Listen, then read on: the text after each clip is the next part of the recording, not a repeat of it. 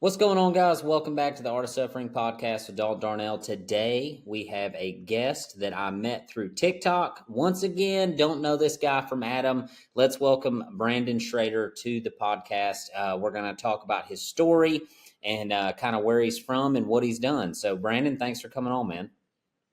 Absolutely. So let's start there. Kind of where are you from and what do you do and how did we get here?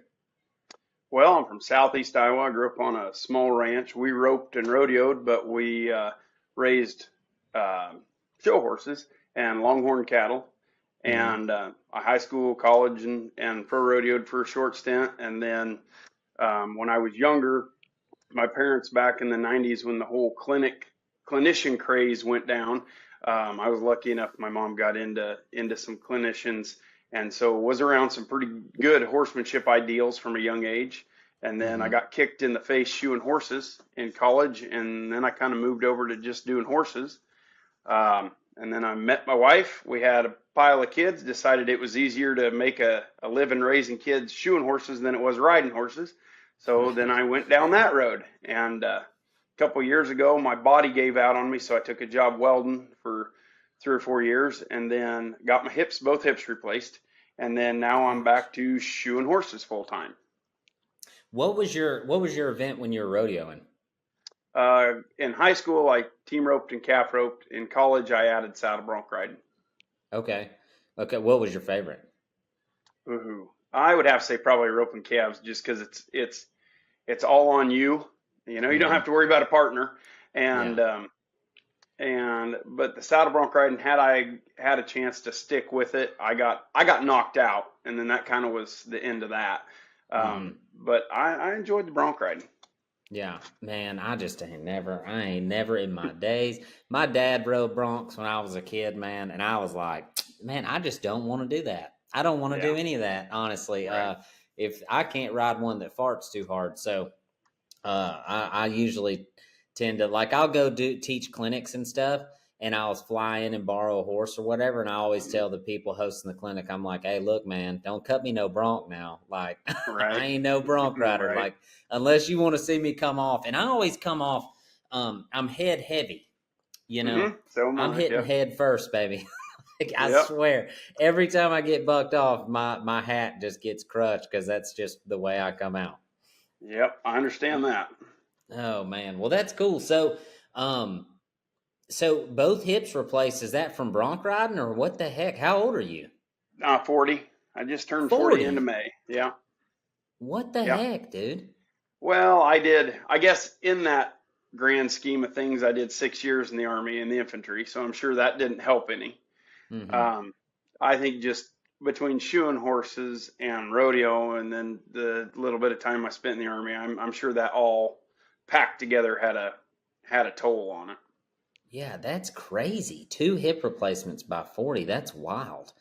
Did they tell you did you have anything else wrong with you? Or they're just like, nah, these things are wore out. We need new ones. Yeah, well, the medical system now wants you to do a bunch of physical therapy, and with the farrier stuff, I've seen a lot of times where once you get pictures, you're kind of like, ooh, exercise was not the answer. You made it worse. So I kind of threw a Mm-hmm. fit and was like, no, until you guys get images of this, I'm not doing any physical therapy. And I'm glad I did, because they finally bypassed it. They took pictures and they were like, ooh, ooh, yeah, these Mm-hmm. are done.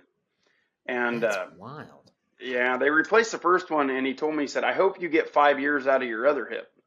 Well, I didn't make it hardly 6 months. And it was like, yeah, no. So I had to go in and get the second one replaced 1 year later. That's crazy. I'll tell you this, man. I mean, I've shod some horses my own, you know. Hmm. There's few things on earth uh that suck as bad as shoeing horses. It is tough. That is a tough freaking job. I even if you're good at it, like and I'm not good at it. It's just a hard thing to be under them suckers for that long. Um kind of speak to that. I mean, what so you've been shoeing horses for how long now? Oh, about 22 years. Explain that Yeah. to people, the people who don't know. You know what I mean? Like what you're looking at, and then kind of more or less like what you have to do to get it done. You know what I mean? Yeah, so I started out trimming our brood mares, and then I went to college, and they had a short course that was basically don't put nails inside the white line, and that was about Mm-hmm. the extent of it. So then I started shoeing my own, being a broke college kid. Well, that evolved into, hey, can you do mine? Hey, can you do mine? And it was some pretty quick and easy beer money, and Mm-hmm. so it kind of evolved from there. But yeah, you're bent over in a half squat basically on 4 feet, and of course you got to shape the shoe, and on a good day, it's 20 minutes. So if you can hold a half squat for 20 minutes and then repeat that 7, 8 times throughout the day, 20 minutes at a time, that's basically the physical aspect of what you're looking at. Mm-hmm. I never shot it. Like mine stood real good. Right. Yep. But they'd lean on you. You know what I Mm-hmm. mean? Like Yep. you get under there and then they just start putting all their weight like Yep. on you, and you're like, Yep. dear gummit, you sorry Yep. sucker, you freaking get off of me, Yep. man. Like, oh my gosh, man. The only, when I cowboyed in Alabama, we had a farrier come do our horses. We just didn't have Mm-hmm. time to do it. And when we got that gig out in Wyoming, there's no farriers out there. I mean, there Right. are, but they're not Right. coming to where you are, you know? And No. so we were Right. like, okay, we got to learn how to do this. And so a good friend of ours, we lived right next to the shoeing school in Oklahoma. Oh, perfect. And so he took us in there and kind of gave us the once over, was like, okay, this is kind of how you get them on there. Bro, I couldn't keep shoes on a freaking horse to save my life. I mean, I'd Yeah. clench them long, I'd freaking send them deep. I just couldn't figure it out. And so Right. I threw shoes every single day in Wyoming. And every day I'd get done with my circle and be like, God dang it, I got to put shoes on this sucker again. And I had one horse at the end of the summer that kept his shoes, but his foot was like this freaking big. Like, I Right. don't know if that helped or what, but all my other ones were kind of small footed. And oh man, the shoeing is, I have a lot of respect for a fella that can get under Yeah. those horses and sit there for that long, because it's a very hard, grueling job, even if the horse is like cool. Right. Um, if they suck, I can't even imagine what it'd be like if they were Yeah. like snatching away from you and just being a turd, you know? Right. But a lot of horsemanship goes into that. A lot of horsemanship goes into shoeing horses you don't know. Yeah, I can honestly say that I learned a lot about horsemanship from shoeing horses, and that's something that I'm pretty staunch about, and I make a big stink about in the farrier community, as far as horses needing to stand, because that's an owner responsibility, and 100%. for whatever reason, we have, as a farrier industry and as a client culture, we've created this culture that it's just the farrier's problem to either teach a horse how to stand or the farrier's problem to get by one. And Mm-hmm. I'm not, I don't, and even the other day was listening to a podcast when a very, very well-known farrier was like, oh, you just got to get by him. It's part of the job. And I don't agree with that. And I think we need to put a lot more responsibility on the horse owners to do that. And it would make, because 80%, I think 80 or 90% is the attrition rate of horseshoeing school graduates. Like a Mm-hmm. year after they get out of shoeing school, they're done. And I Yeah. think a lot of it is they just get the hell beat out of them. And Mm-hmm. who wants to do that? Mm-hmm. Nobody wants to get the hell beat out of them like that. So I think we need to kind of make a shift, because you can. I mean, there's, if a horse won't stand good, and there are some that just won't, then there's always sedation, you Mm-hmm. know. And I think part of the problem also, back in the old days, you used to maybe tie one up. Well, everybody's pretty quick to throw somebody under the bus these days. And, Yeah. I personally seen, hasn't happened to me, but I've seen where a $500 sale barn pony turned into a $50,000 barrel horse, Mm-hmm. because the horse got hurt. So, I'm pretty staunch about they stand or I'm not gonna fiddle with them. But it No. hasn't always And been that way. When I was younger, I cold banged. I would say I was a horseshoer the first 10 years, and I've been a farrier the last 10 years. mm-hmm. And when I was a horseshoer, I had enough trainer in me that I'd work on them. And I Mm-hmm. think that's some of what's wrong with why my hips went out, because I Yeah. fought horses that I really shouldn't have. Yeah. Well, and that's the thing, man. Like the principle to get your horse to stand still is pretty uh usually pretty simple. There's always Right. those cases Right. that are just not going to do right. But if you got a Right. smart critter under you or Hmm. around you, you know, if you move their feet, they'll stand still. Right.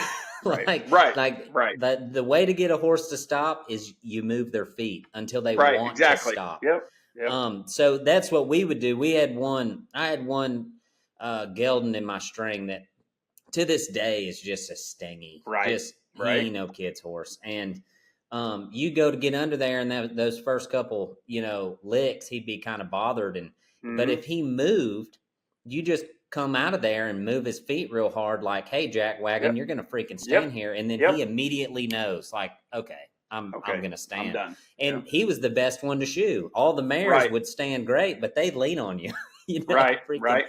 Um, you know, their horses you can rope on bridleless, and they still just Right. put a Yep. quarter of their body weight right in your freaking lap, you know. Right. But to speak to, you know, you said you got a bunch of kids, and here's my argument to defend you or defend your thought process, because I'd be the same way. If that sucker ain't standing, I ain't crawling under there. Hmm. Like, you got to be kidding me. Is Right. Whose responsibility is it for your kid to act right at school? That's right.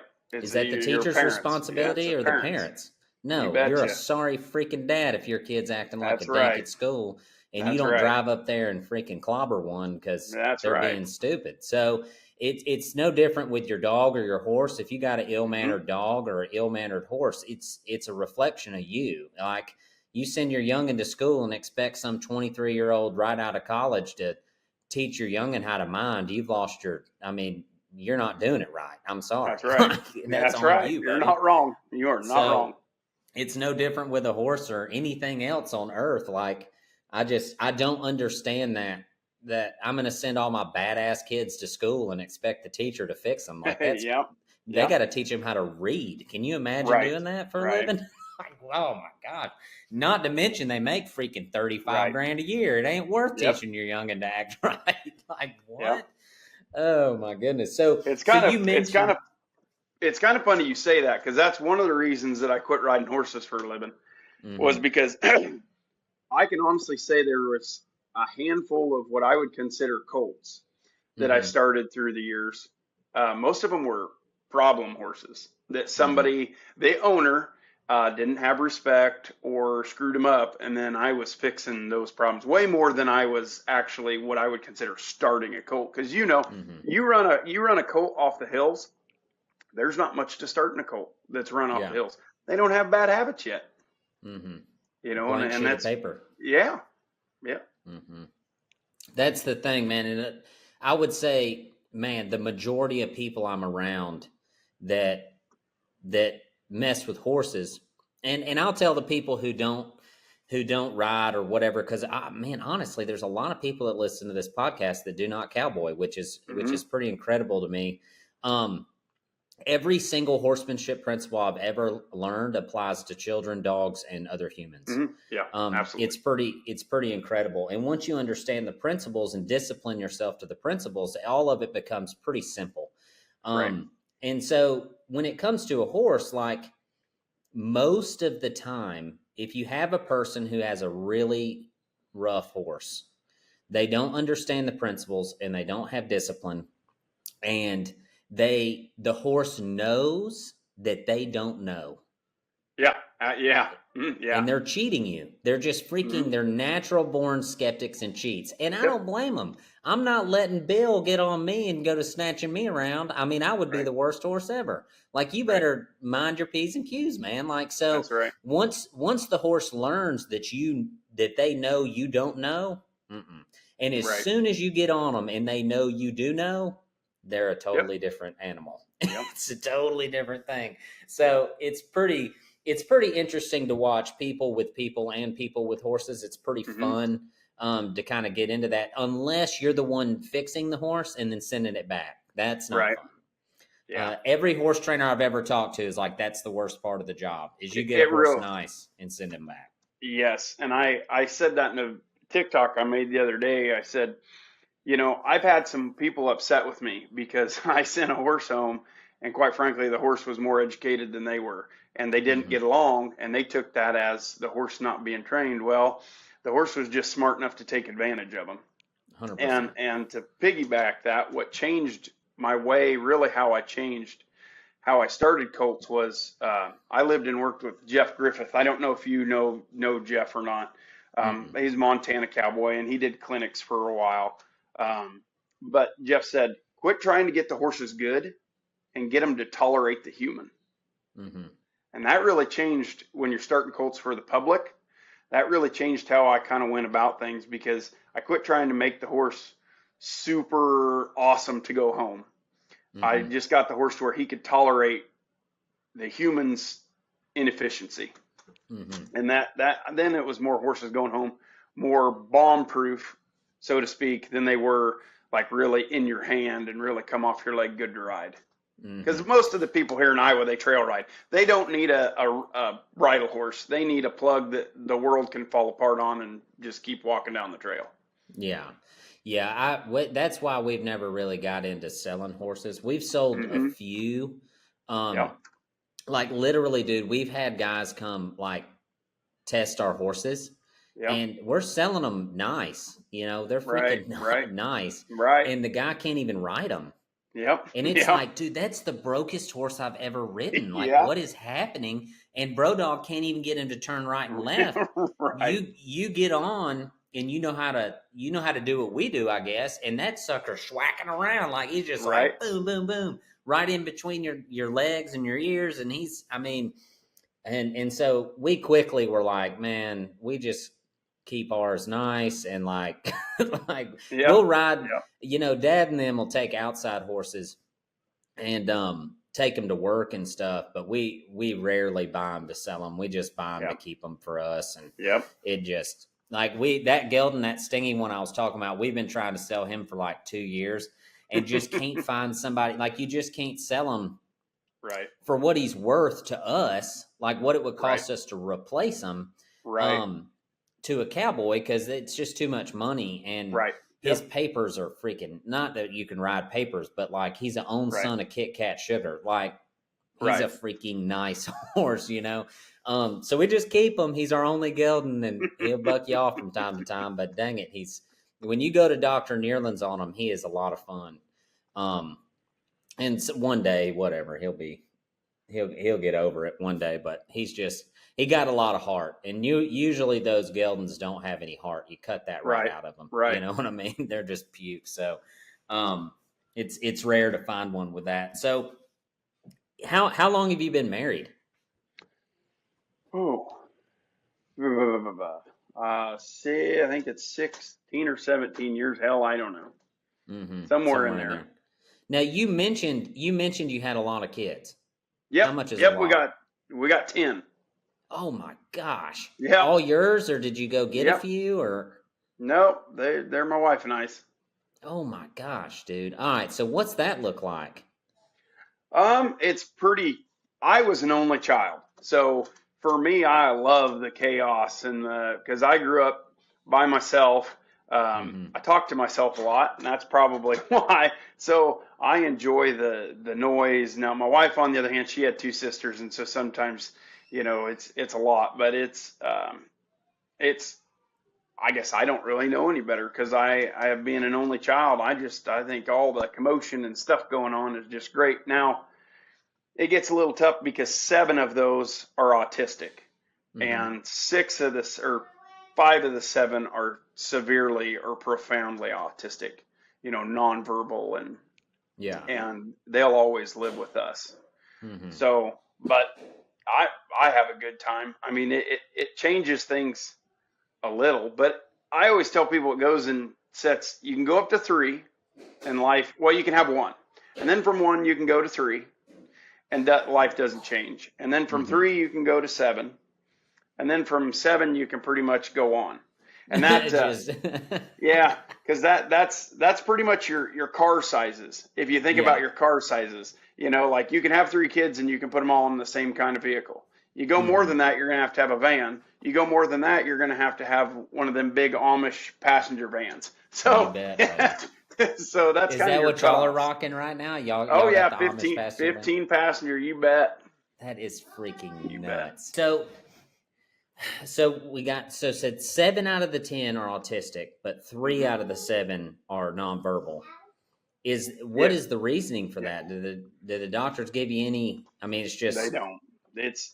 We've done genetic testing. Um, Not really anything that stood out there. Um, then it's just kind of up in the air. What is the deal? Why all of a sudden has autism become so prevalent? Mm-hmm. And the I don't want to say the worst part about it, but the hard part about it is with most disabilities, you pretty much know it at birth, or Mm-hmm. sometimes if you had a scan, you would know it before birth. With autism, a lot of times it's not real prevalent. It's not something you're going to even get diagnosed until sometimes they're 3 or 4 or later. Mm-hmm. So, and I've had some shade at times. People say, "Well, if you have so many kids, why did you keep having kids? If you had these with disabilities?" Well, my daughter was the first. She's number 4, and by the time she was diagnosed, we had 3 other kids. Mm-hmm. So that's kind of the tough part of with the autism is you don't really get a diagnosis till later in life, because for a while they thought she was deaf. Mm-hmm. Um, and then you just, yeah, you don't really know until later, and so you're kind of in it by the time you find out much about it. And the thing with the autism is too is that we found out. I pretty much, how old is she? She's going to be 13 this year. So almost 10 years ago, I pretty much ruined my shoeing business because we were rushing to all these appointments. And Mm-hmm. a lot of times the autism appointments, specialists are a lot of times 2, 3, 4 years out. And if Mm-hmm. they have a cancellation, they just go down the list like a telemarketer, and the first person to answer gets the appointment. Well, my wife was stay at home at that point, and so she would be like, "Hey, tomorrow," or there was even times it would be like, "Hey, this afternoon, um, can can we get in?" And of course, not knowing at the time, um, you're wanting to get your kid all the therapies and all the appointments so that hopefully you can have the best chance of them leading a more full life. And so I would reschedule and reschedule and reschedule. And I understand people aren't going to deal with that, like I get it, but it was that was definitely not knowing. That was kind of how we conducted it, because I was like, well, you're going to do anything and everything you can for your kids to no end. Yeah. But now looking back on it, like it wouldn't have really changed much, you know. Mm-hmm. But that's all stuff in hindsight that you find out later, Yeah. type of stuff. So You're. I cannot imagine the toll that your marriage took during this. yeah, 80% of autism couples with one autistic child, 80% end in divorce. What? Yes, 80% of marriages end in a divorce with one autistic child. So the fact that my wife and I are still together is an anomaly, just straight up an anomaly. Just, and I think it's just a testament of both of us just have a lot of just flat no quit, just Just no quit grit. in us. Yep, Gosh, man, that's a crazy statistic. it is, but it autism just absolutely. You know how it is. Kids pump the brakes on life. They Yeah. do. They pump brakes on Hard. life. Yeah, autism just throws the e-brake. I mean, just Gosh. throws the e-brake. And so it's tough because everything changes, and I'm sure it's the same with a lot of disabilities. I don't know. I only know, the autism part of it, but like just life just absolutely grinds to a halt. And Mm-hmm. so many things in life have to change. And not just your time, but house modifications for your house. Because we had one that was an elopement risk, Mm-hmm. which, you know, people, you turn around and your kids in a different room and you're like, where did they go? Well, you take Yeah. that times 1,000, and that's what a kid with autism, if they're an elopement risk, is like. Like they're just Mm-hmm. gone, boom. Mm-hmm. And to get into some faith, I really truly believe that that's a key point of the devil sticking his hand in there, because they'll never ever do it while you're looking. It's Mm-hmm. always the second you're distracted or you have to turn around that boom, they're gone. Mm-hmm. And so, for example, we used to do we homeschool, but we had the special needs kids or the 3 older of the special needs kids in summer school Mm-hmm. and program from the school. Well, they decided to take one of our paras, which is an aide, and without telling us, which was illegal, but they were wanting to save money and allocate it somewhere else. But anyway, my son eloped, and the Mm-hmm. teacher broke her ribs getting over the fence to go get him. And it was by grace of God that they planted beans because there was a crop field beside the school. It was by grace of God that they planted beans that year and not corn. Mm-hmm.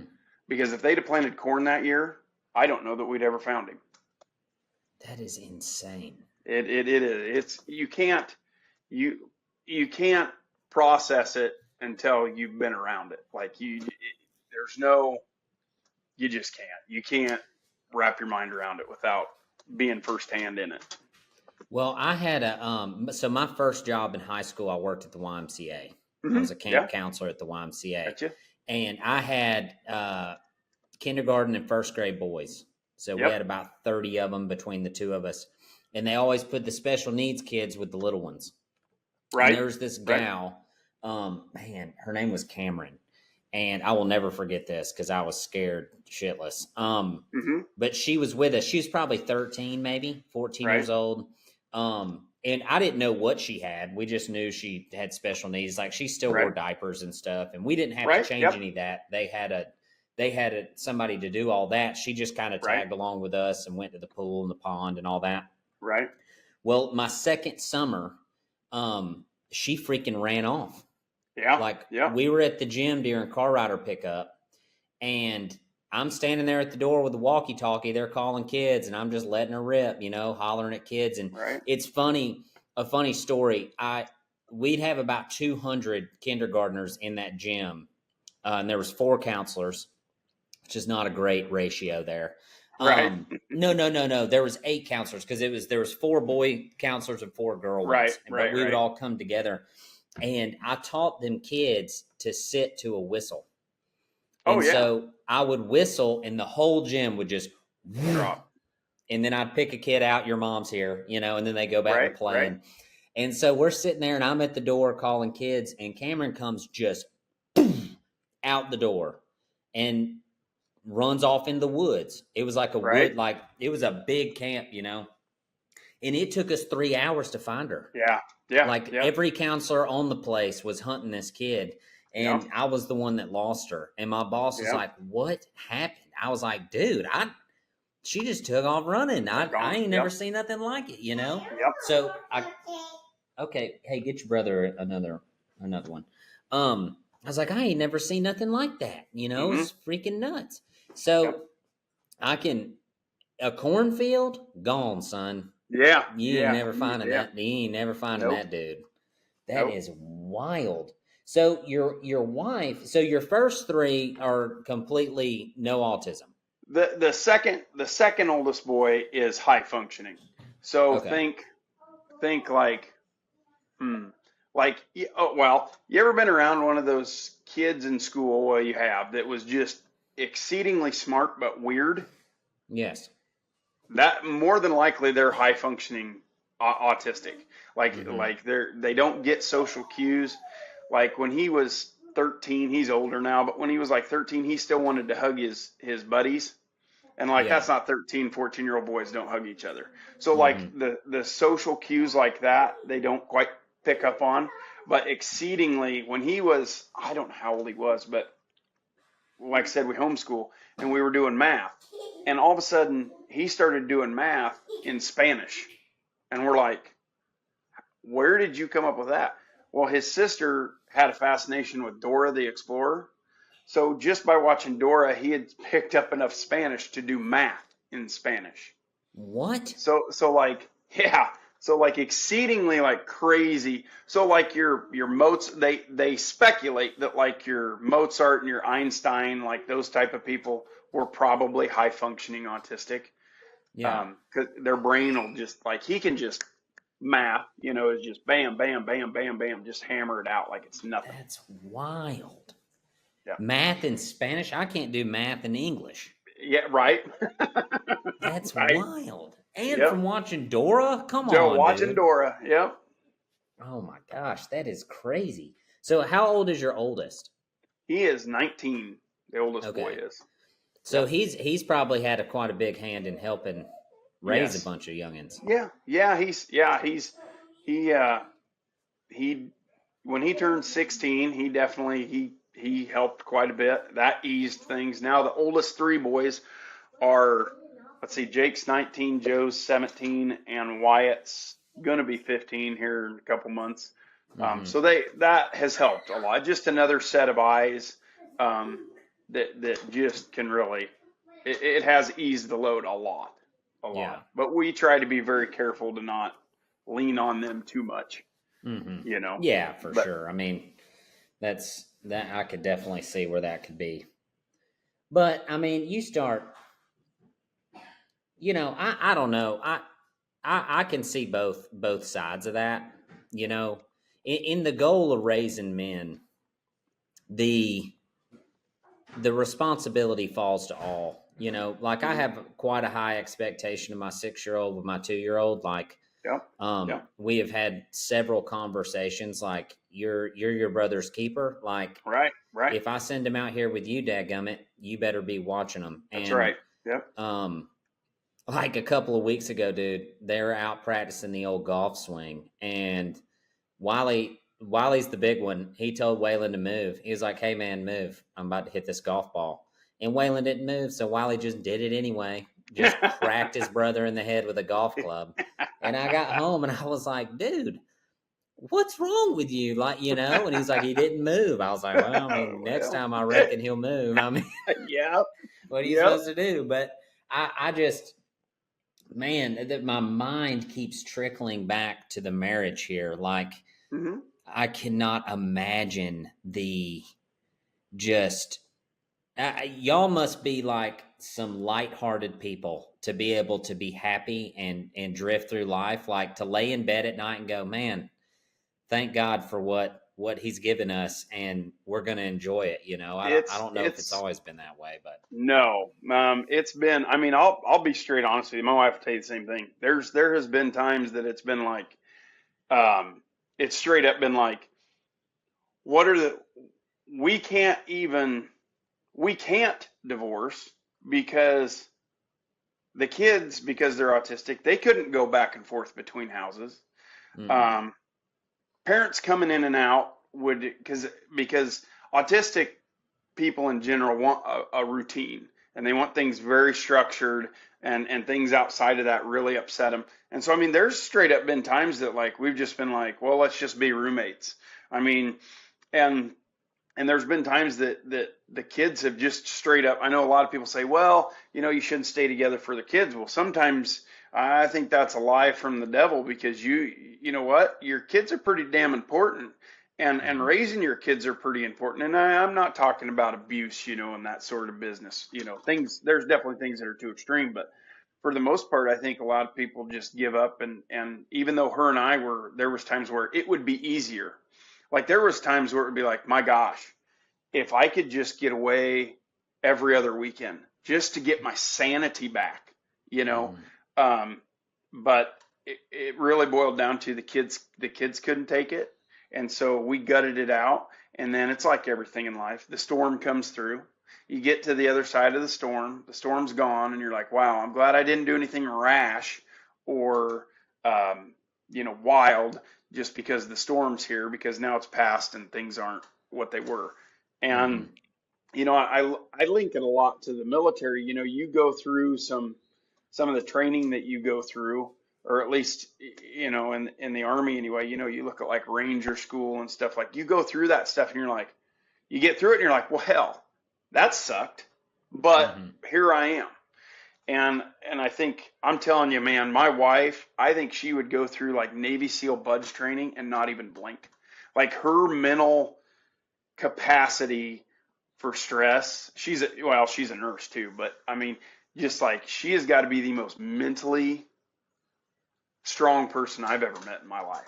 Like Bro, she, You She ain't just, dumping no oh, 10 kids off on a Navy SEAL. They ain't coming. I don't give no, a they ain't damn. coming out. You No. bring Jocko in here today. You Yeah. bring him in here today. You dump your youngins in his house. We'll Yep. see.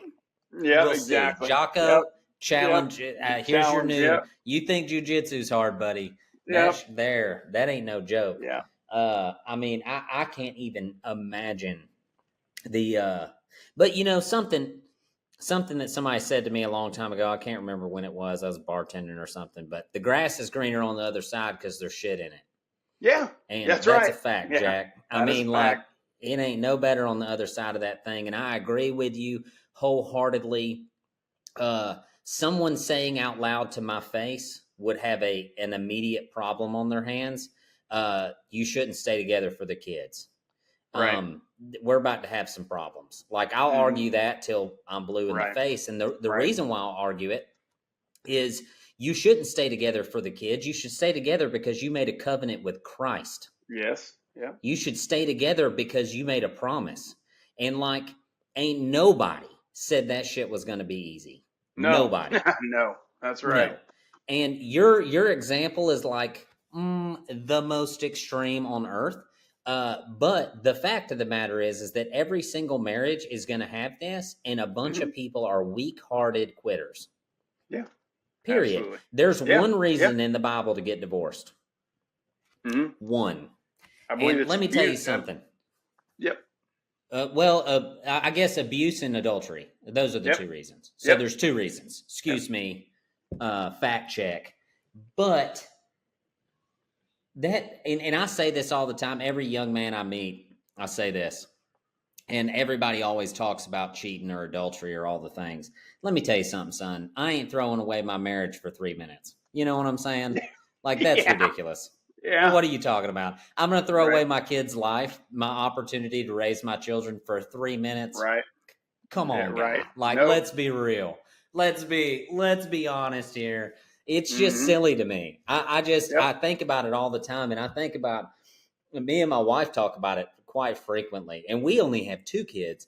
But it's like you start talking about people who go and run around on their spouse, and it's like, man, who has the time for that? What are you serious? What are we building Yeah. a relationship with somebody else? Like, who? Right. What are you talking about? But we pack our youngins around like good dogs. Like, they just come everywhere with Mm-hmm. us, and Yeah. I love it. Like, they come to the rope shop every single day. My oldest is in there untwisting tie strings. Half the time he's Yep. crying because he doesn't want to be doing it, Yeah. And I just like, hey man, we got to work, and It it's is what it good. is. Yeah. It's a good deal, and I'm not saying that anything's unredeemable. You know what I'm saying? Like, Christ Mm-hmm. forgives us all. The people I'm talking to are the people who would decide that because I'm not getting my needs met, I'm going to run out and go Right. ruin my entire life for 3 minutes of getting my needs Right. met, when really you're Right. just destroying something God made beautiful, when really if probably you just sit down and have a conversation, you get a lot of stuff handled. There you go. That's the main point. And I love your TikToks made, like, you know, vacuum the carpet. You Hey, know what let's I'm go, saying? baby. Like, Let's like go. it is a two-way street, because I can tell you right now, I'm gonna have a really good week if my wife comes in the house and I've cleaned the tub and I've washed the freaking toilet, because Mm-hmm. and the sink, and I've got the mirrors washed. Like, it's gonna be a good week. I mean, There's no that's the way doubt. it's gonna be. They have a different love language than we do, and I think you hit the nail on the head. And I just love those TikToks you made, just calling men out, like, dude, you can't walk into the house every day and just think that you're some overly desirable thing, Yeah. Like, you got to Get out put of some here. in the bank too. Yes. Yes. And it's funny to me because so I have this philosophy, and I have a friend of mine that and it was always a theory. For a long time this was a theory. And then I had a friend of mine, we started talking about marriage, and like for a year, hey, don't do that. Hey, don't do that, Bill. What are you doing? Um so it was always this theory where a couple of years ago I decided, you want to sit with me? You want Wiley to come on? No, I can't. I'm talking. You can go play with Wiley? ¿Por qué? Come on, man. Wiley, bring your brother in there and play with him. Take your brother and go play with him. Okay, well, after that, so I had this theory, okay? A couple years ago, I had the conversation with, I think it was my brother-in-law or something, and they were having trouble, and me and my wife had trouble after our firstborn, and I just really got to diving into this. It's like, okay, like, what am I doing wrong? And so, me personally, I was like, okay, I'm going to outwork my wife tenfold. And that has nothing to do with my job. It has everything to do with at home, right? Right. And so I started doing it, and it changed my entire life. Mm-hmm. And so when I started having this conversation with my buddy about his wife and his struggles in this same area, that's what I kept telling him. I was like, outworker, outworker, outworker, Yep. outworker, right? And they were having some money issues, and he called me up one day, and he was like, man, we just don't have enough money for groceries. And your wife's security is like a huge part of Yep.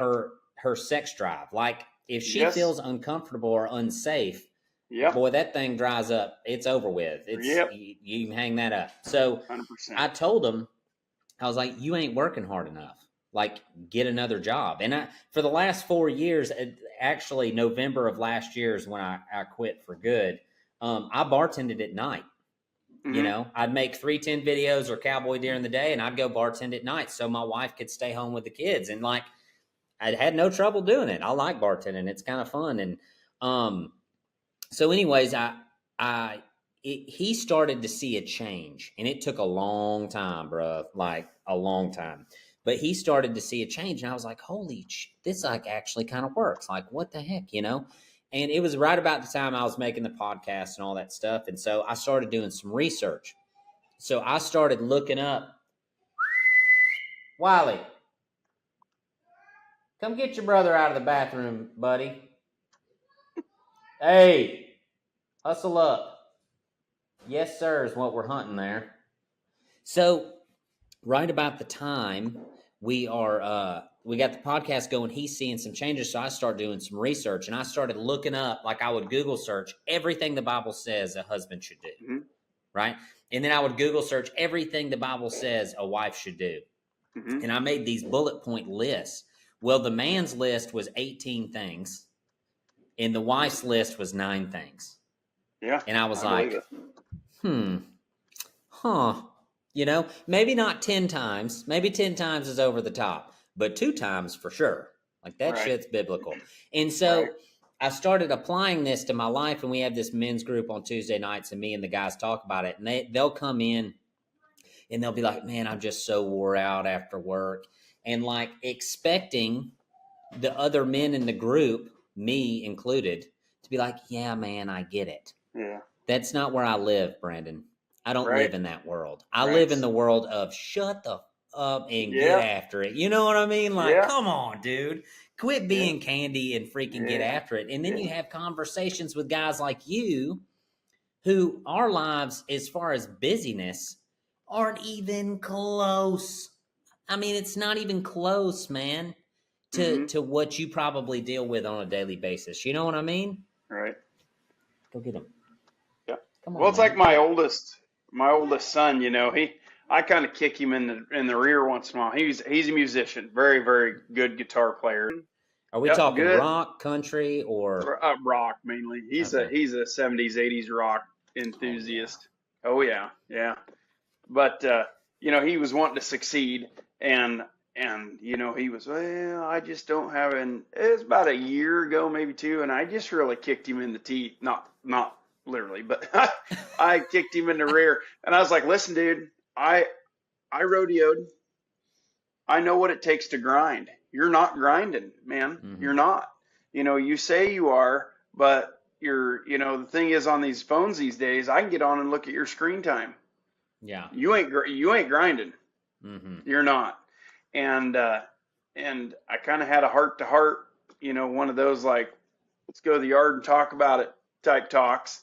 And by God, he kicked her in gear, and then all of a sudden doors started opening, and he got with a guy that was in town there that has produced some records and, all kinds of stuff. And I think you need people to hold you accountable and say, dude, like, I know you think that you're doing the deal, but you're not. You're Yes. just flat not doing it. Like, Mm-hmm. kick it in gear. You've got more. You've got Yes. more. And I think a lot of people, they need to embrace the suck a little bit, as we say in the Army. You got to embrace the suck and Mm-hmm. find some joy in it, because there are things that just, it isn't fun, but you just got to waller through it and get through it, or you're not going to go anywhere.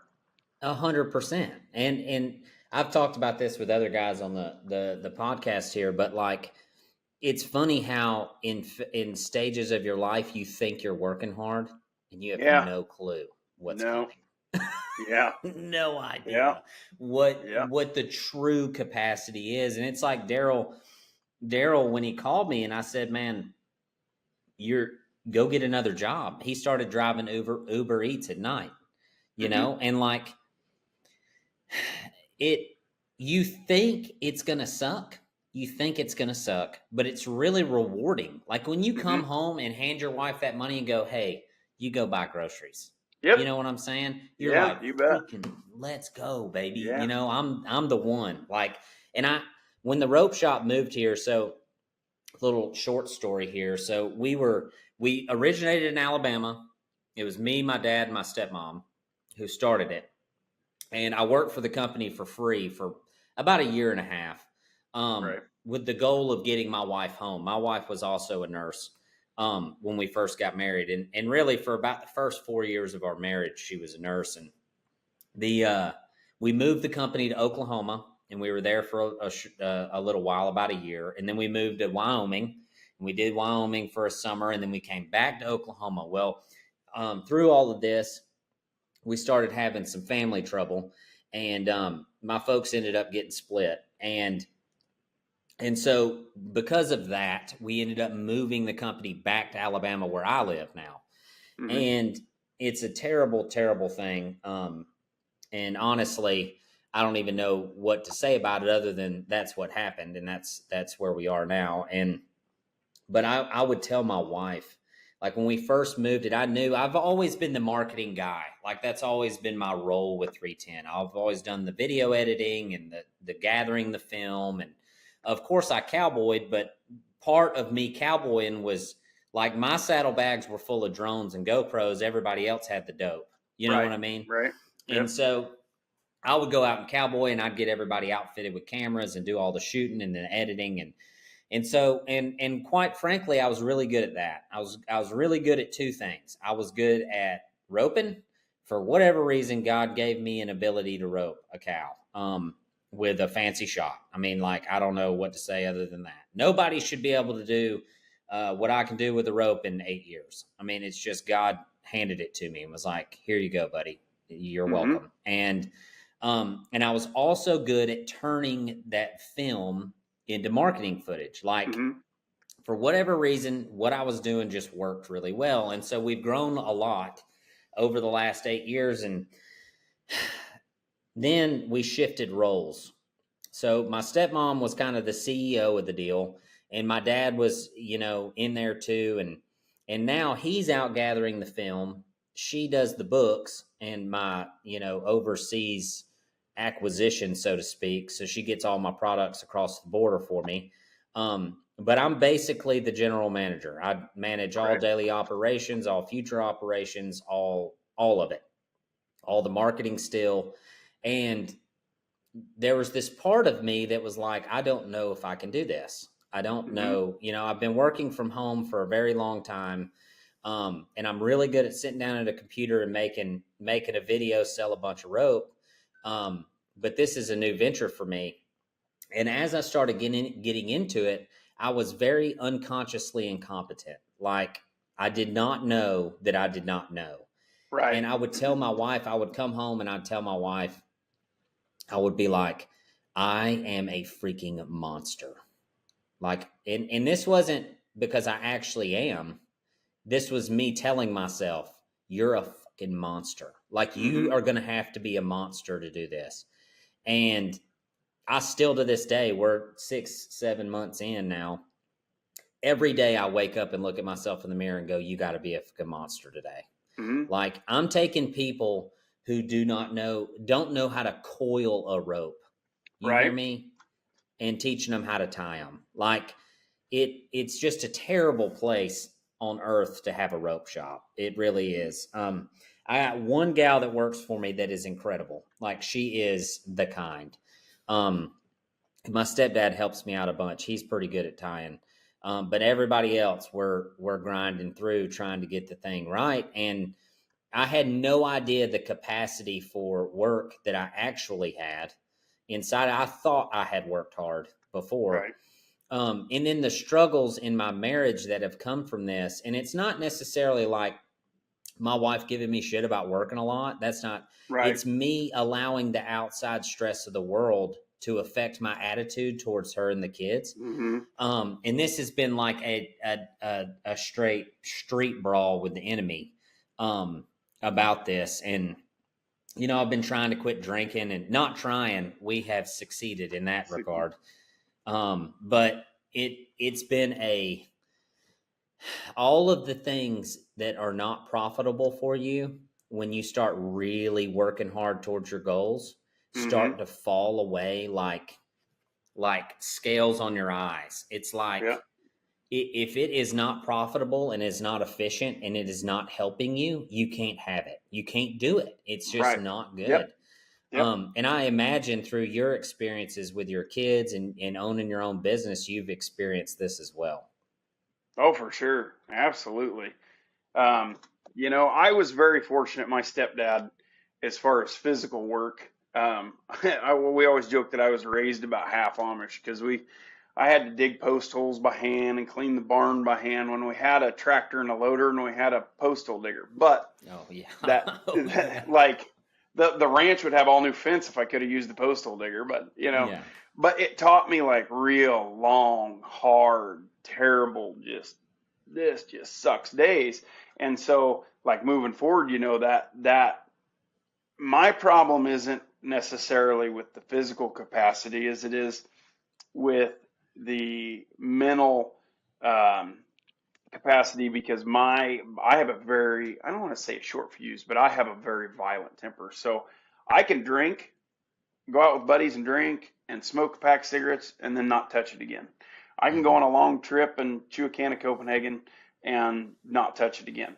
My drug of choice is anger. Like, and my dad's that way. Like, and so that's where I've always struggled. And what makes that exceedingly hard is, you know, and I'm sure you were probably raised this way that, well, you just shouldn't be mad.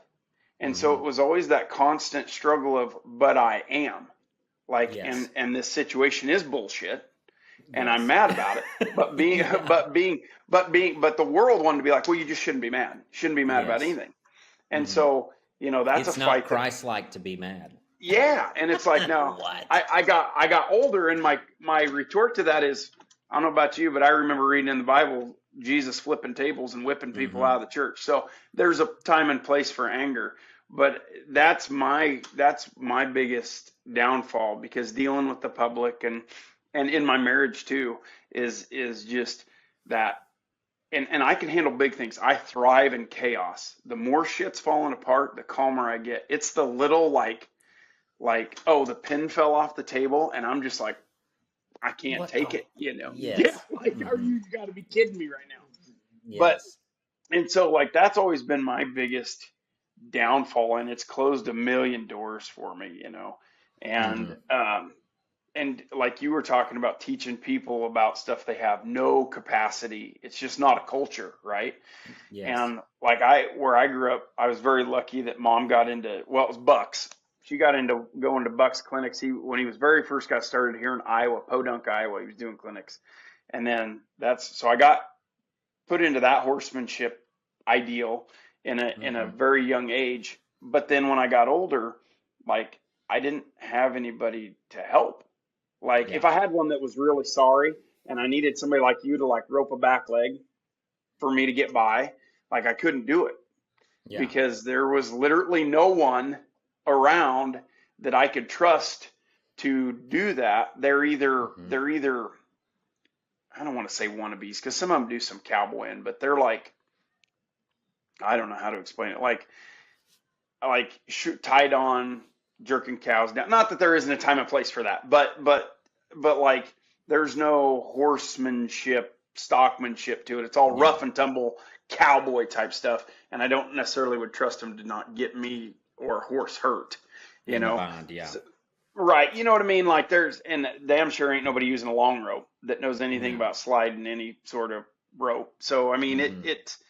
I get being in that position where you are, like where you're just not in a culture that's conducive to what you're doing, and then you're just Mm-mm. beating your head against the wall Yeah. trying to get this done in a setting that is not set up for it.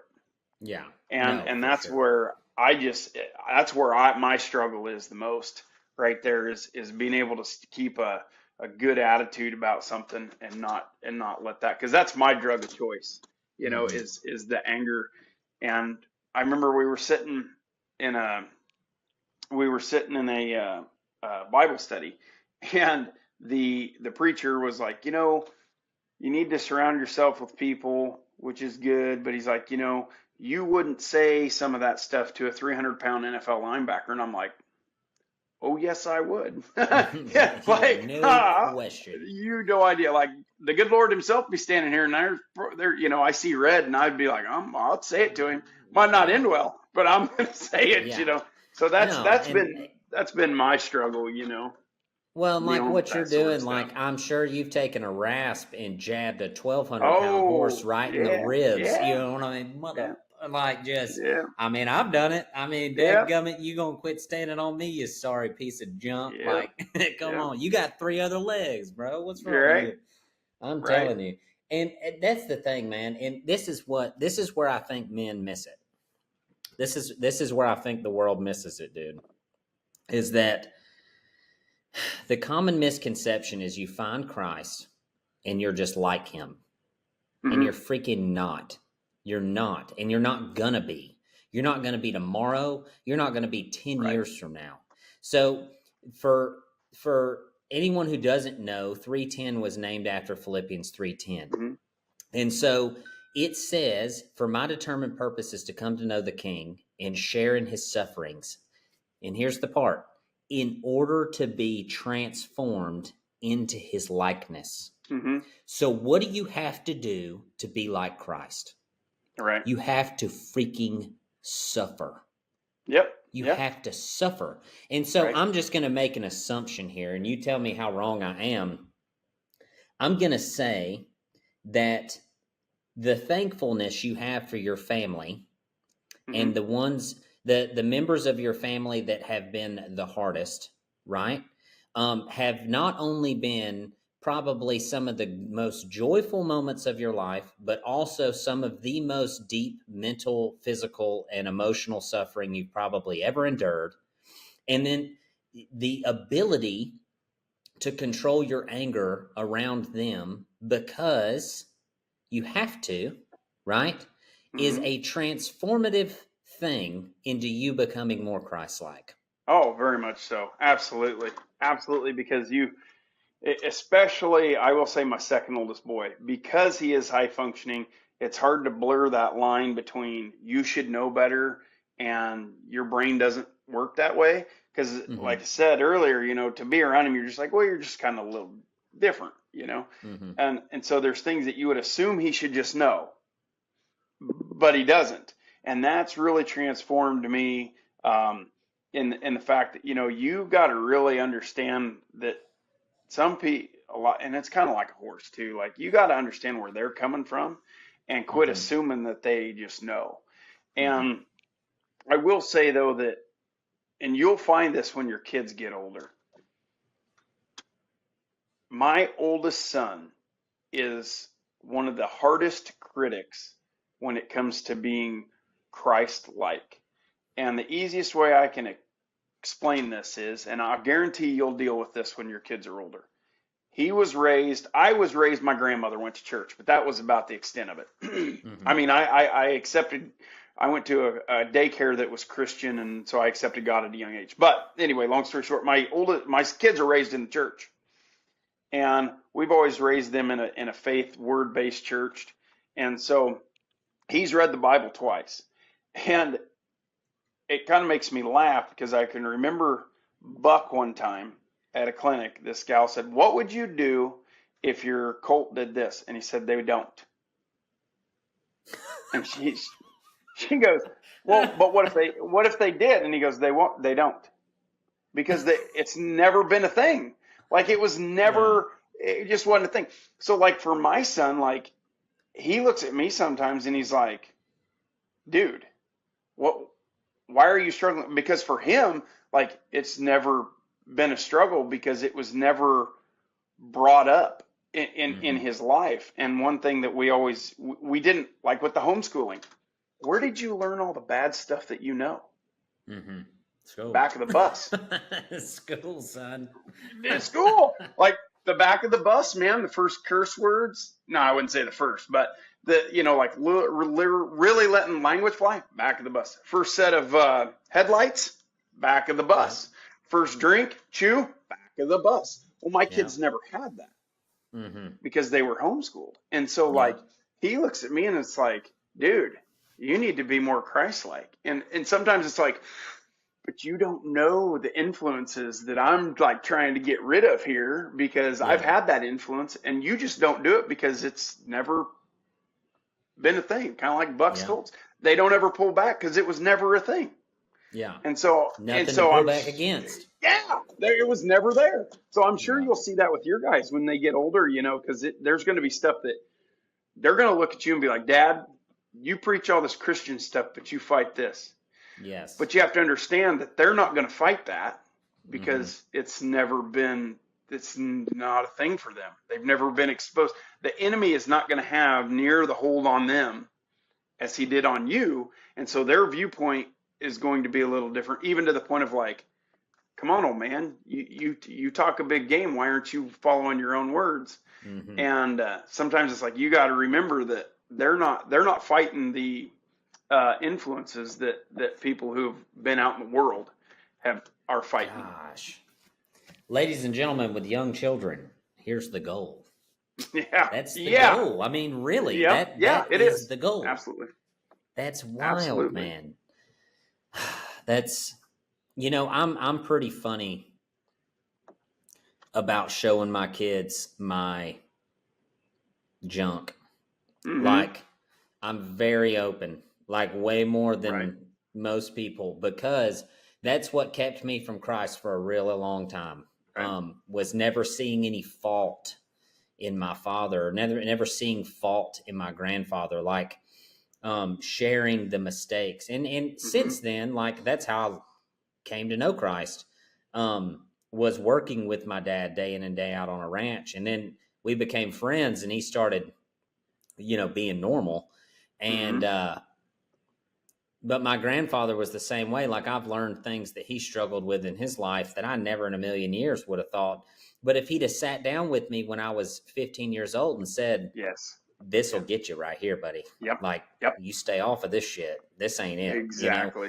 Um, Exactly. and so cussing and carrying on and struggling and drinking and crying and being pissed and all that. My 6-year-old sees all of it, Yeah. and I am very quick to apologize and to Mm-hmm. explain my wrongness because I'm like, man, it's coming. You're going to be right here. Yeah. Like you, my demons are going to be, some of my demons are going to be your demons.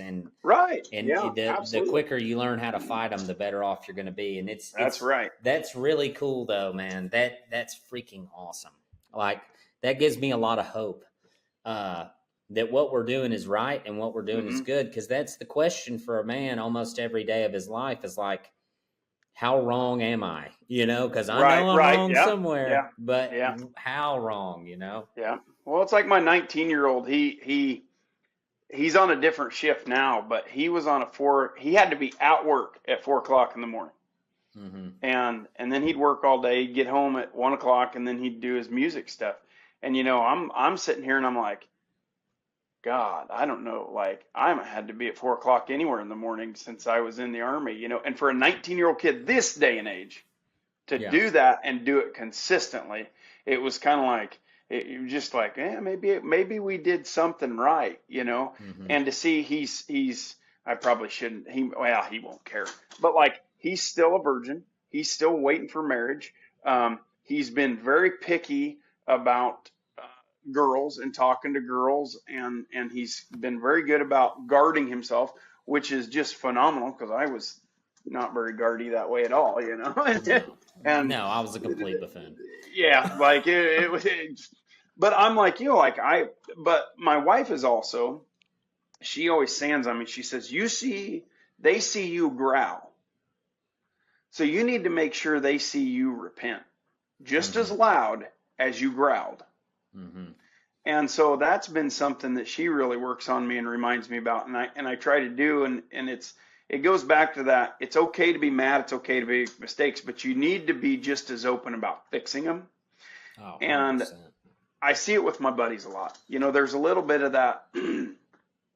I suppose I'd call it pride, or that little bit of, yeah, we used to get drunk and chase women, Mm-hmm. glorifying it. Yes.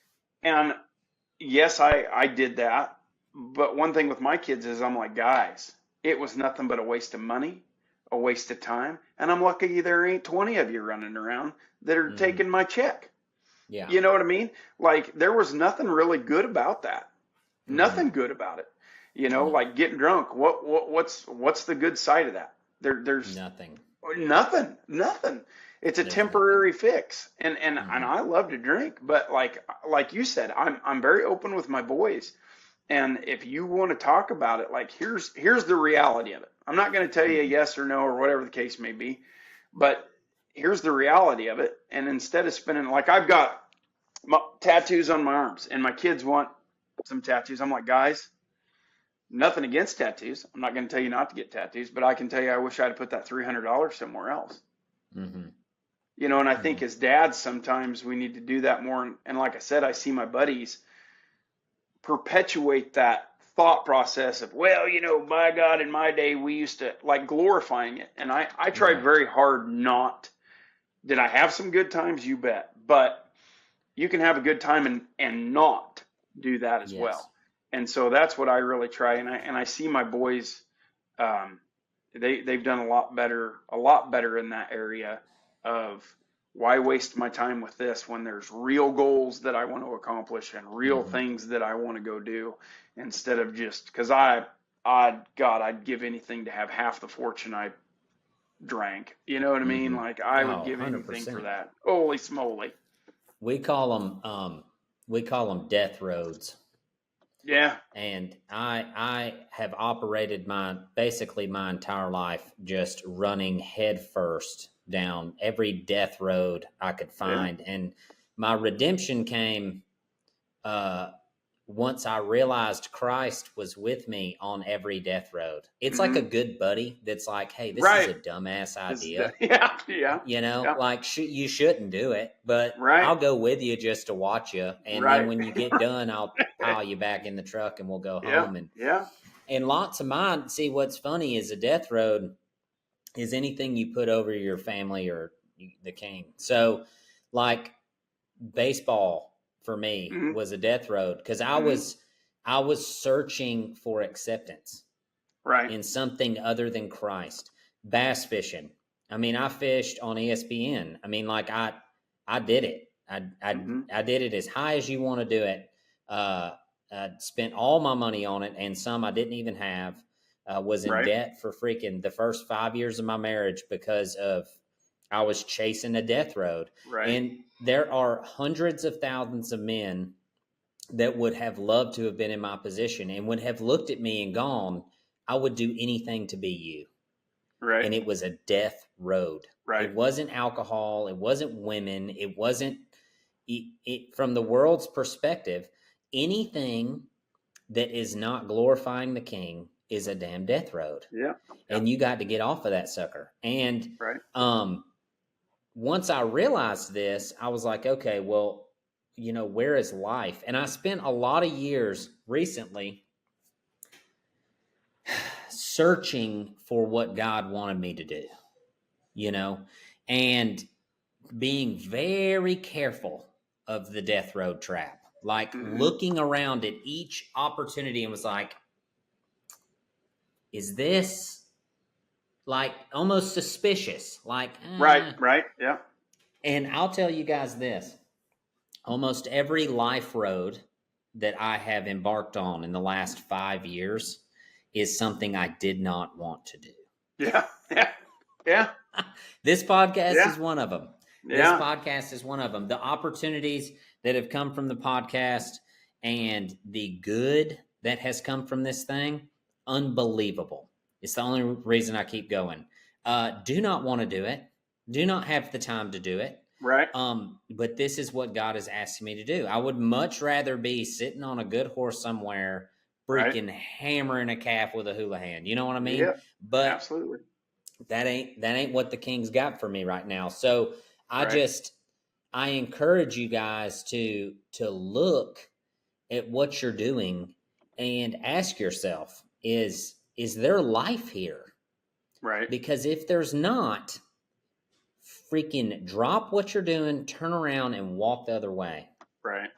And that's what I think. I've been watching The Chosen, and such a man. I wish I'd have watched it when it first came out, but when Jesus, these guys fished for a living, Mm-hmm. and when Jesus says to them, "Put down your nets and follow me, and I'll make you fishers of men," that's the perfect example of what the world would say is a good career, right? You're Right. offering food to people. We need this. And Right. Jesus said, there's no freaking life in what you're doing. Let me Right. show you where life is. Yeah. And I just man, when I saw it, I was like, because I literally did that. Like, I Right. literally fished for a living, Right. and was and I took all those fishing rods and sold everything I had. Everything I had was like, I can't do this anymore. I Yeah. can't hardly go fishing for fun anymore. But it's such a clear depiction of all of those disciples of that guy had things that they did that were necessary in the world. And God said, there ain't a damn thing at the end of this road. Let me show Right. you where it is. And of course we have to work and make money and all the things. But the fact is like, if you walk into your place of business every day and Jesus Christ doesn't come up out of your mouth, there ain't no life there, man. Right. Like, if you can't have that conversation with the guy sitting next to you, even if he doesn't think the same way that you do. And that's why I truly believe that God made me to speak in the way that I Mm-hmm. speak, where I'm Yeah. rough around the edges and just Yes. a normal dude. Because he sends me into places where Christians are not welcome. Yeah. Like, people don't want to hear that. They don't want it. A good friend of mine, he always says, how do you clean a fish until you catch it? Period. And some of you're going to have the right bait to catch them, and sometimes it might stink. Yes. You know what I'm saying? Like, you might not have some real, and there's a lot of people. And back to my son, like, sometimes I get that on him, and because he doesn't have the mistakes, sometimes he struggles a little bit with. It's kind of like, I'll just say it. It's kind of like I don't know about now, but there were several years in there that Buck got pretty abrasive, just this side of rude. And it's because, well, he doesn't deal with that. Well, my son kind of got that way about Christ, because he's like, well, what the heck? Like, why? Well, but then he come off as like real preachy. And it's like, well, some of us have got some trash here. And, you get somebody on the side of the road slinging brimstone, a lot of people are just going to walk away from them. Yeah, most young Christians are like that. Yeah, and if you got some boy that's like, yeah, I've drank, I've slept around, I've done this, I've done that, then the people who are in that situation, they can look at it and be like, well, there's some hope for me, because Yes. that's the road I've led. And because it's amazing the amount of people that just don't think they're worth redeemed, or they don't think they can be redeemed. They really don't. They think they've gone too far. Yeah. And so they need somebody with a rough example and rough language to come in there and that they can relate to. And, and also, I think a lot of people need to understand, when you talk about fishers of men, and God leading your life, I think a lot of people need to understand. And one of the biggest fallacies I see in our society right now is if you just work hard enough. Yeah. Well, there are some things in life like autism for me and my hips being replaced. And for you, it sounded like it was an arthritic autoimmune disorder. Mm-hmm. Like there are some things in life that it doesn't matter how bad you want it. Like you can't sit on a horse 14 hours a day, 7 days a week. You can't do it. And so sometimes I think like with autism with me, sometimes I think these kids need to understand that there are going to be things in life that are going to change your path. And you have to be open to that. And I've done a lot of praying since I've had my hips done. Well, God, what do you want me to do? What is exactly are you after here? And I think one of my big paths now is doing the TikToks and trying to get across in the farrier culture and in the client culture that you can do things for your horses to stand better. You know, I feel like that's my life road at the moment. And I think that always changes. And, you know, we've always taught our boys to pray about it and that you should be led. One of the, being a soldier and specifically an infantryman and having a hot temper, my question has always been, when is violence key? Or when's it acceptable? Because we always hear turn the other cheek. And every preacher I ever come across, I always say, well, when is violence acceptable? Because if you look at the Old Testament, the good Lord was not opposed to violence. And so I finally got an answer the other day, and he said, well, you got to be led. And I think that's one of the big things most Christians miss is that you can't hear God if you're not talking to God. And if you can't hear God, you can't be led by God. And so you've got to do your due diligence and walk with him so that you can hear him. Because there are so many times that, well, this sounds like you were talking, this sounds like a good idea. And it probably is a good idea, but if I don't feel led to do it, I'm going to end up down a death road. Whereas there might be something that your flesh is like, oh, don't do it. This is not a good thing. Don't do it. But you're like, the Lord is telling me to jump head in here. And you end up on a, and like you said, 90% of the time, it's something you don't want to do. You just don't want any part of it. No, no question. And I talked about this. I have a backlog of episodes that haven't come out yet. But the fact is like 2 weeks ago, I literally was begging God for an out. Yeah, absolutely. From the podcast. I was like, Lord, please, just God, please. Because the enemy, since I started it, the enemy has just been, I'm talking, just annihilating me. Okay. And I'm like, dude, get out of here. Like I'm having knockdown dragouts with this guy. And I was just like, if I could just anything to get off of the pressure, like if I could just, I feel like a horse that is in a corner and some dink with a flag is just like, and I'm just like, I am going to lose my mind if you don't get that flag out of here. There's no release, you know? And I've found that some things in my life, arthritis being one of them, it's not like horsemanship. There's no release coming. The only way through it is fucking through the middle of it. Like just change yourself. Yeah. And you just push through in order to become what you're supposed to be. You can lay down and quit, but then your potential, there it goes out the window. Right. And that's what I've found with like running the business and the stuff that we have going on in our lives. Like there's no release coming. There's change coming. Right. For who I am. And that will deeply affect my ability to deal with the pressure that seems to be unrelenting. But, you know, it's like the gym or anything else. The change comes through torn muscle and sweat and blood and tears. And anybody that's in that situation where you're just looking at yourself like, man, I just really need a break. The only advice I have for that is to freaking push. Push harder. Trust your wife. Confide in her. Like I that's something I haven't been doing for a long time, and that I started the last 2 weeks. I just told her because That's the thing, dude. You have these thoughts and you feel like a total freaking nut. Like you're like, if I said this out loud to anybody, they would be Right? like, "You're Yeah. fucking nuts! Like, what's Yep. wrong with you?" And I finally got up the courage, and I was like, "Man, I've just stopped communicating with my wife about these things." And I called her yesterday, and I was like, "I just got to dump this on you right here. We got to talk about this." And man, I cannot explain like her grace and kindness and it has nothing to do with her. It's the Right. world, Right. but dumping it on her in a healthy way and me Hmm. not just coming home and being an asshole, Yep. like Yeah. totally Yeah. changes the Absolutely. response. Exactly. Yeah. I don't know how many times my wife's been like, I didn't know. Even Mm-hmm. if it is something with her or with the kids or with something else, it's amazing. And I tell my boys when they get upset with somebody, it's like, you'd be surprised. And this comes from, being in leadership in the Army. It's amazing how much is going on with somebody that unless they tell you, you have no clue and you can't No help, clue. you can't fix, you don't have any idea.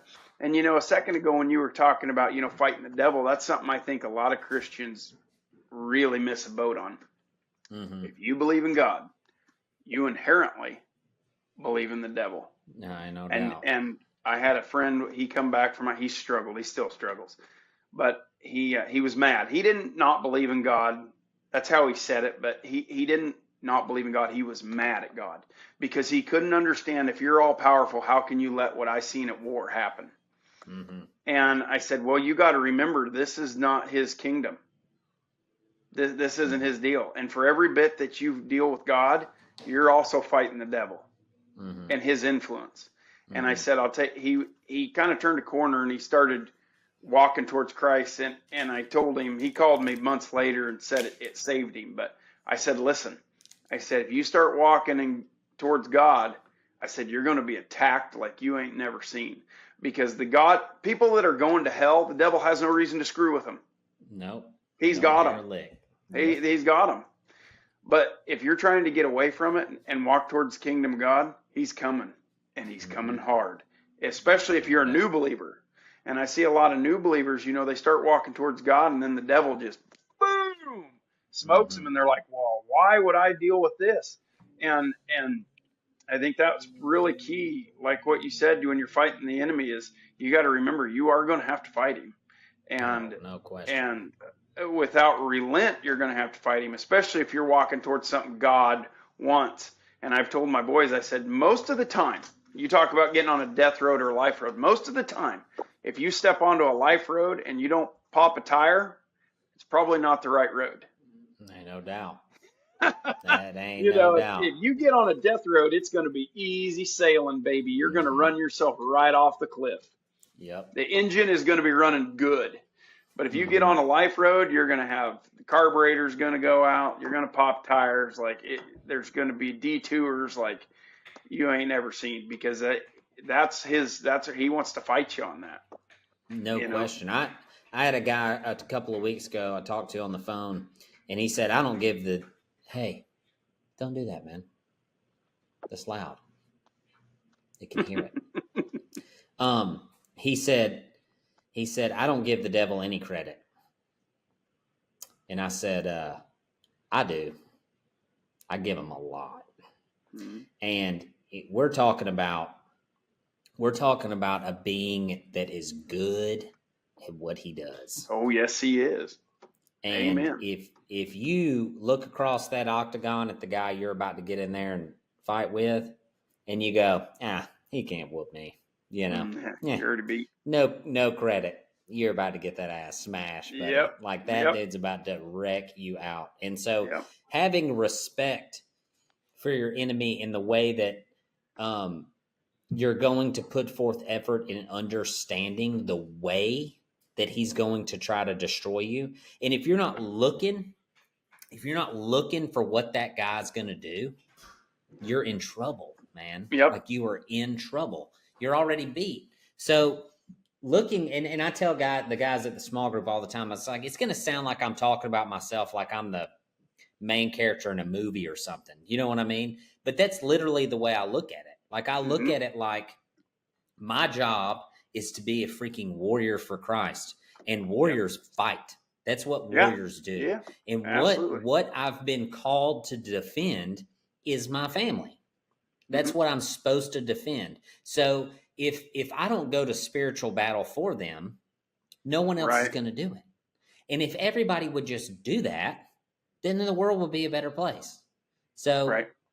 I'm really thankful for the timing of the podcast, because I've spent many years trying to get my own life in order at my house with my kids, like my kind of how I father my sons and how I treat my wife. And, you got those first 5 years of marriage that are like a freaking wash, or you just being a total idiot and not paying attention to nothing. And I've always really sought to be a good husband, but I hadn't made enough mistakes yet to Right. to really look up and go, where, like, I need to learn from every person around me what they did wrong so I don't do Right. it.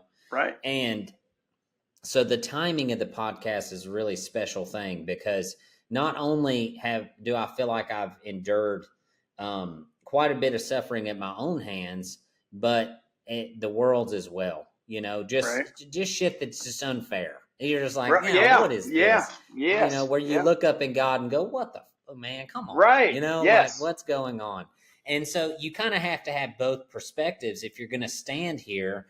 And I say all the time, mainly because of what Paul says about being a teacher in the Bible, is that my goal is not to preach or teach the Bible. My Right. Right. goal is to share my suffering with you, for Mm-hmm. you to share your suffering with me, for me to freaking learn what not to do or Right. what to Right. do. And all of this ties back into the Bible, because that's where the horsemanship principles Yeah. come from. Right. That's the principles of life, the principles of Yes. fatherhood, husbandry, just being not a piece of shit. It's all in there. Yeah. It's all in there. It tells you how to do it.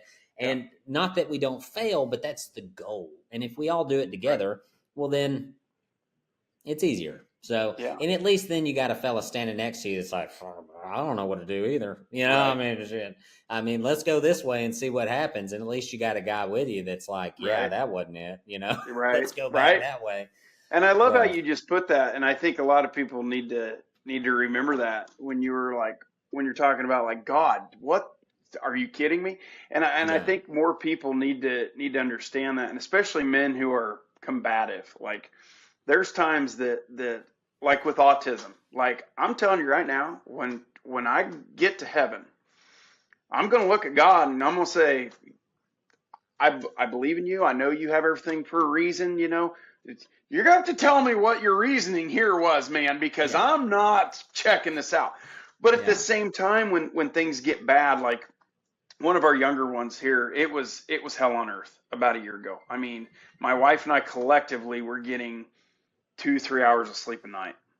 oof, I mean, it was hell on earth, and he was having. Of course, they're nonverbal. They can't tell you, and our healthcare system needs a straight up choked out. And mm-hmm. no, I take that back. It needs completely abolished and redone. It is because he can't talk. They didn't take anything we had to say serious. We ended up throughout a year of begging and pleading and talking and screaming and hollering that we finally got him a pain medication. And what's frustrating is because with being around horses and cattle and livestock, when something's hurting and it can't tell you. But in the Yeah, human world, if you can't say it hurts, they don't want to do anything about it. mm-hmm. Anyway, we got him on some pain meds. Things are much better now, but it was horrific. But I think what helped me a lot of times was, as a combatant, as a man, we're men, we're supposed to protect. Sometimes you got to look at the ground and say, dude, F you and bring it on. Yeah, Like, I'll fight you. You're coming at my family. I mean, I can look up and be like, Lord, dude, I've got to have some help, man. Like, I don't know where I'm missing it. I know I'm not missing your grace. I don't know where I'm missing it, but dude, I've got to have some help. Or like, dude, I don't understand. But at the same time, I'm going to look at the ground and be like, bring it on, let's buddy. go. I Yeah, don't care what you got. Bring it on, because I'm going to fight you tooth and nail. And I think a lot mm-hmm. of people miss that card. And I know, bringing up my buddy, like, he's a soldier, and it's kind of like, dude, fight him. Mm-hmm. go toe to toe with him, because that's what you're going to have to do. Yeah. And I watched traditional preaching. I don't want to say it killed my grandma. Well, it did. I'm going to say it killed her, because it did. She had colon cancer. And I can remember the church she went in was very much, well, his will, as if the Lord's going to the Lord is good, right? Mm-hmm. God's good. He's not going to give Yes. somebody cancer, right? Mm-hmm. That's stuff of the devil. But she had it in her mind that God had given her cancer, and Mm-hmm. she just submitted to it, Yeah. and that was kind of the works that she was that everything came from God, good or bad, everything came from God. And it was like, Mm-hmm. no, you got to remember the devil's attacking you, and Yeah. that bad stuff is meant to get you away from Christ. Mm-hmm. And there was a point in my life where I walked away from him because my cousin had passed away, and she was like a good person. Like she was Mm-hmm. like poster child valedictorian, never did anything wrong, like a good person. And she had a mysterious illness that she passed away, and nobody, I mean, they did no answers, none. They even did an autopsy, no answers at all. And I can Mm-hmm. remember being at her funeral, and there was two people that didn't put their heads down, and it was me and my uncle. And Yeah. I had straight up walked away from God at that point, because I didn't know any better. Was looking back on it, I didn't know any better. And Mm-hmm. so I look at it now, and I'm like, dude, that was the enemy, and he straight up just about won two people. Yeah. Like, he just about stole two people away from God with that one incident, because, and I'm sure there were more, but there was two Mm-hmm. of us that just straight up renounced God. And we're like, yeah, if God's not going to step in and save this person, then I just don't want nothing to do with him. Well, that's a guaranteed stretch to hell. And by the grace of God, I didn't die between renouncing him and coming back to him, you know. Mm-hmm. But you got to remember, you're fighting, and I think a lot of people miss that. I think they miss that you're fighting the devil, and you're going to have to No, go toe to toe. I agree with that completely. And I think that I truly believe that people, uh, there's the God box, there's what's God's, right? Mm-hmm. And then there's what God has given you to do, Mm-hmm. right? So one of the easiest examples for me, hey, go kick that with Bubba. One of the easiest examples for me is being unhealthy. Like, Mm-hmm. you know, people will sit around and eat garbage and be garbage, and then they're surprised when they get diabetes. They're like, Right. oh, God gave me Right. diabetes. No, he didn't. He gave you muscles and a brain. Get up and use it. Mm-hmm. Like, I just don't have any, there's sympathy for it. People get sick, I understand, right? But to some degree, like when I got diagnosed with arthritis, man, the doctor told me, he was like, I was 27, maybe 26, 27. And I went to the doctor and he said, yeah, you got psoriatic arthritis. And I said, okay, well, what's that mean? He said, well, if you don't do your due diligence, by the time you're 50, you'll be completely crippled. And I was Wow. like, oh, shit, very well. And so I went home, got on the internet, and I started looking up what's going to happen to me. Right. And every single co-disease with what I have had one correlation: being fat. Yeah. So you hurt constantly, your fingers, your toes. It's small joint arthritis. So it's Mm-hmm. lower back, neck, fingers, toes. And if you think about it like a sprained ankle hurts, but it's not broken. You can do whatever you want Right. to with it if you just got enough grit. And Right. so I was like sitting there on my computer, I can remember typing. I was like, okay, reading. I was like, yeah, just don't get fat. Okay, Right. here we go. And so I took the gym way more serious than I ever had before that, because I Right. was like, all right, well, if I'm going to father my children in their 20s, Right. I just can't get fat, Right. And obviously there's been ups and downs and fluctuations in my weight and all the things, and how serious I am about the gym or motivated and all of that stuff. But the fact of the matter is like, at the end of the day, you got to pick up your cross and tote it. Right. Right. You got to pick it up and go. And if you don't pick it up and go, you're going to get beat. And right. I just Yep. don't understand any other mentality other than that.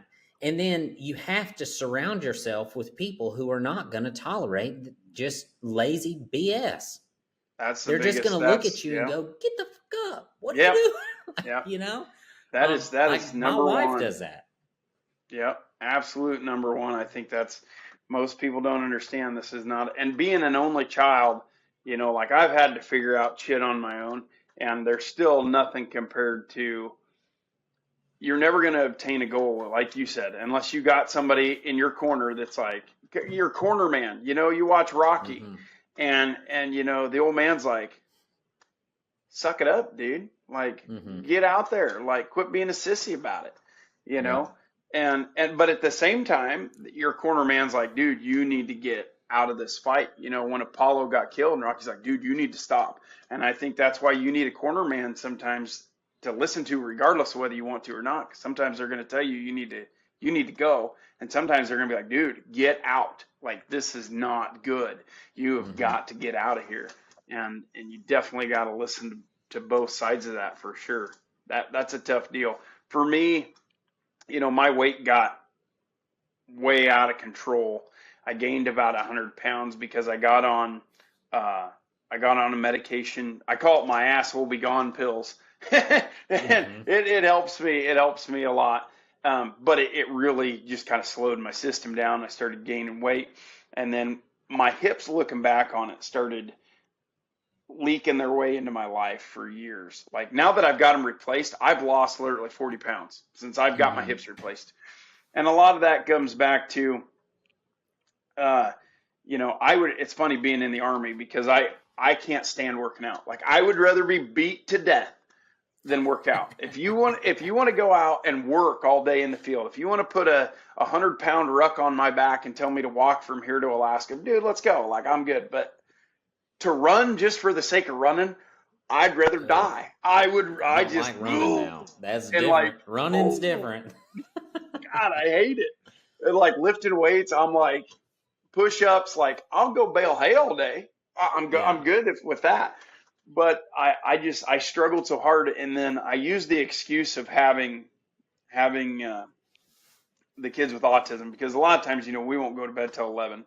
Then they're going to be Mm-hmm. up at midnight, 1, 2, 3, sometimes 4 o'clock through the night. So it's like, when do you work out, right? Like, it's just Mm-hmm. not a.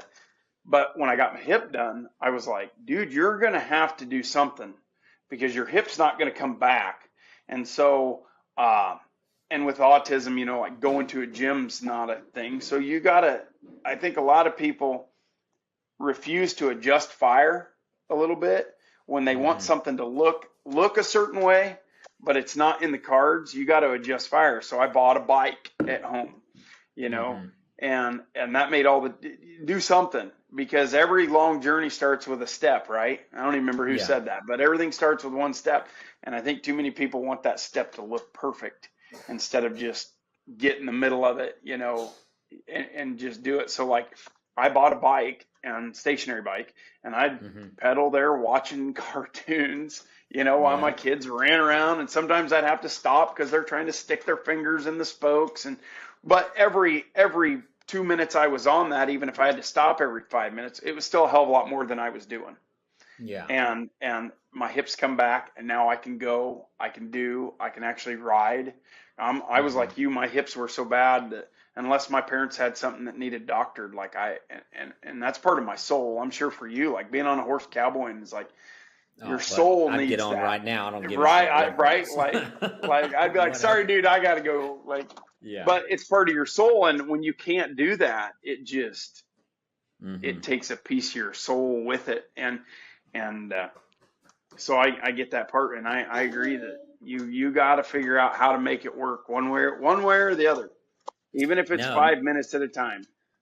Yeah, like two is about 3 years ago now. Is before Waylon was born. We moved into this parsonage of a church. We rented it from the church, and there was a. You want a popsicle? Okay, stand by. Good call.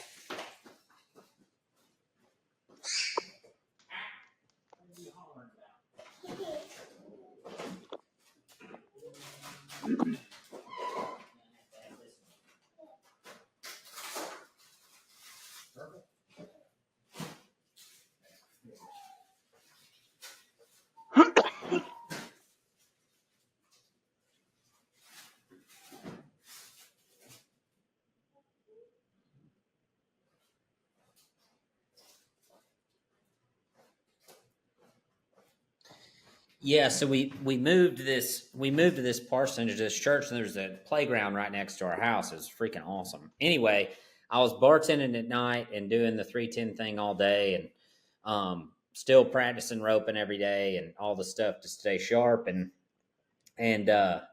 I just couldn't seem to get myself out of bed to go to the gym. For years, I would get up and go to the gym, 3:34 in the morning, and then my wife would go after me, and I just, man, I couldn't get out of the bed.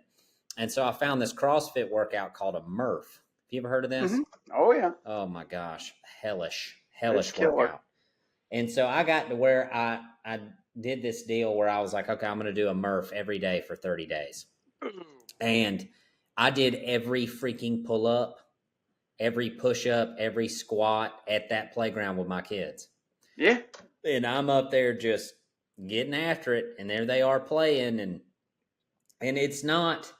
And I think there is a lot to be said about showing this to your sons, showing this Hmm. to your daughters. Is like, if I, like, in my situation, I have sons, but it's like, you know, this is what a man should be trying to do. You know what I mean? You sitting on that bike going, I'm going to get better, even though y'all are all here and we're just going to get after it.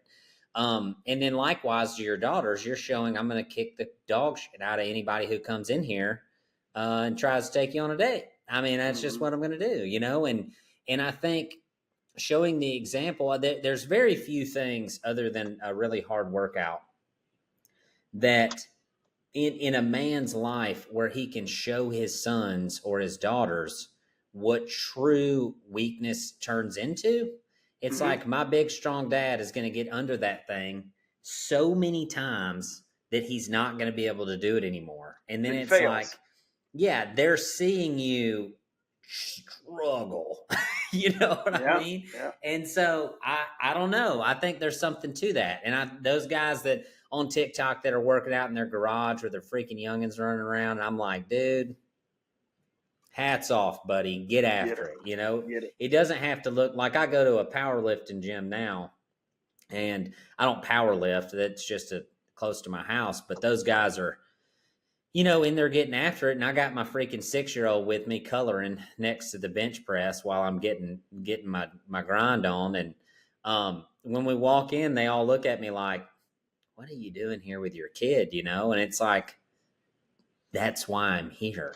Hmm. One, so when he turns 16 and tries to buck, I can ride it out. You know what I'm saying? Hmm. And two, Yeah. so he knows what it looks like to grind. Yeah. Like, And I'm telling you, um, that's coming right now because there's going to come a point where it's going to go from this kid's going to mine to easy. I better hold out because the old man's it just kind of turns into I have to win this. Yes. Like as the old man, you're like, shit, I got it, and it ain't gonna be easy. I mean, you're gonna No. have to put him on the ground, and I mean, we wrestle. That's something I've always been real with my boys. It's always been real contact, and I know my wife's gonna see this, but I don't care. When mom goes home, if they got some business between them, Yeah.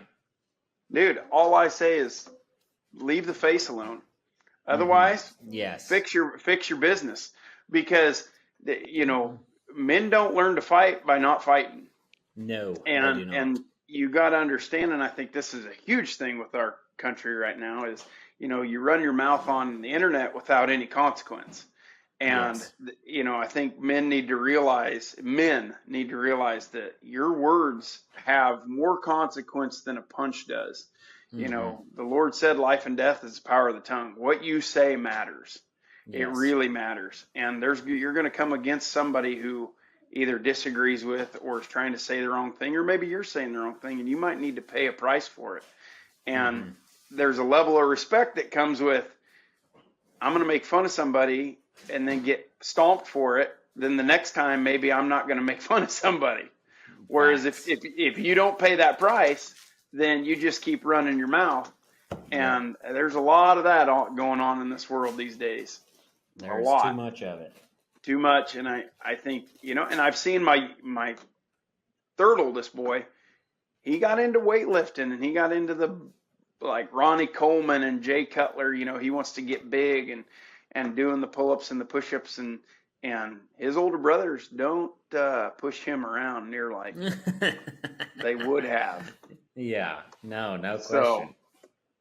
Muscles aren't everything, but they sure help. they sure help. They sure help. So I've lived life with them and without them, and I'm sure Yep. glad that I've put in the effort to get them, because, dadgummit, I can trying to get back to it, but I can almost tie my shoes again without holding my breath. You know Boy, what I'm saying? oh boy. With my hips, see, my wife had to put my shoes on and socks on. Like I couldn't physically, like you couldn't. I was like this, in an L, and you couldn't push me together because the arthritis had locked in my hips. And so I talk about humbling. That's a whole new level of humbling when your wife's got to put shoes on. Like, what kind of man can't put his own freaking boots on? Like, what good am I? Definitely humbling for sure. Ain't no doubt. Well, Brandon, tell the people where they can find you, man. If y'all want to find them on TikTok, what's your handle there? It's just at Brandin Schrader, and it's Brandon Scott Schrader on Facebook, and that's pretty much about the extent of it right there. That's so awesome, I try to throw out content about, getting your horses ready for the farrier. That's most of it. Things like that.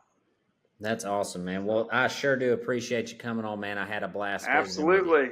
Good visit. Absolutely. Yeah. You bet. We'll have to do it again sometime. I feel like we could go for 3 hours, honestly. Oh, I think so, for sure. No doubt. Well, all right, guys. As always, thank you so much for watching. If you need me, Dalton at 310edu.com. Reach out if you want to be on the podcast. If you're struggling, holler at me there. If you want to support the podcast, you can check out artsufferingpodcast.com. We got some apparel. We got some hats coming. That's kind of the goal. It just supports the cause. You know what I mean? Hopefully we'll be able to upgrade equipment at some point. But thank you for watching. And Brandon, thanks for coming on, man. My pleasure.